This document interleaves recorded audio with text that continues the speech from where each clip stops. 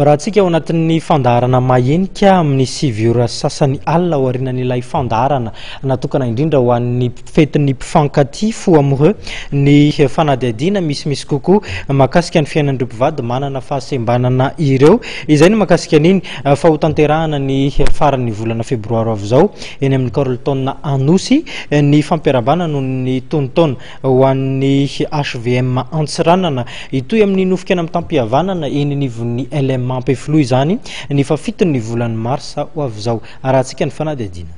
Ao anatin'ny fanomanana tanteraka ny lanonana fifampiarabana no nahatratrarana ny taom-baovao 2024 ho tanterahana amin'ny 20 febroary izao eny amin'ny Carleton Anosy ny HVM Antsiranana amin'izao. Ankoatran'io dia mbola isy ihany koa ny nofika amin'ny tampihavanana ho tanterahana ny 7 mars eny amin'ny LM Ampeflo. Mitondra ny anarana HVM Antsiranana ny fikambanana saingy ahitana solotena avy amin'ny foko 20 manerana Anosy. Izany dia mampiseho ny fihavanana amin'ny samy malagasy. Izay HVM Antsiranana dia mikarakara hetsika izay atao amin'ny Carleton ny 20 febroary ho avy izao manomboka amin'ny 7 ora alina izay atao amin'ny Carleton. Dia manasa antsika rehetra mba ho tonga fa iny mariky ny fankatiavana sy ny resakiny atao amintsika.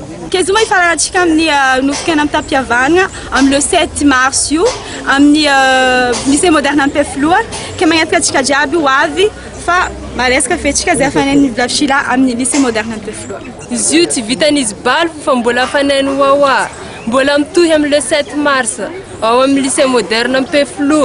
Io misy nofika amin'ny tampihavana mba amoatsika hoe miavana antsika malagasy. Tongava jiaby anareo fa indrindra faritry Sofia tongava zalahy. Ny famory teto amin'ny motel Anosy androany ireo tovovavy tsara tarehy isana ny fandraisana ireo vahiny saina sy ireo olona ho tonga anatrika ireo lanonana roa lehibe ireo.